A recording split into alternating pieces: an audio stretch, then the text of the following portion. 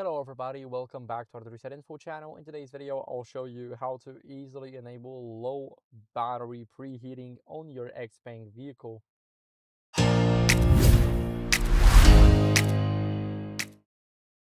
So first, what are we going to do is we're going to go into the vehicle settings.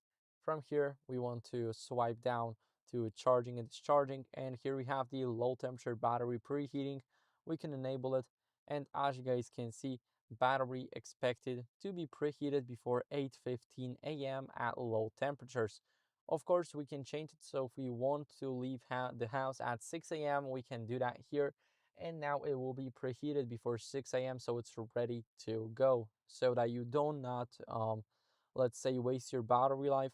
And that's how you guys can easily enable it. Of course, you can disable it, and that's it for the video. So thank you for watching. If you enjoyed it, then leave a like, subscription, and a comment, and I'll see you guys in the next one.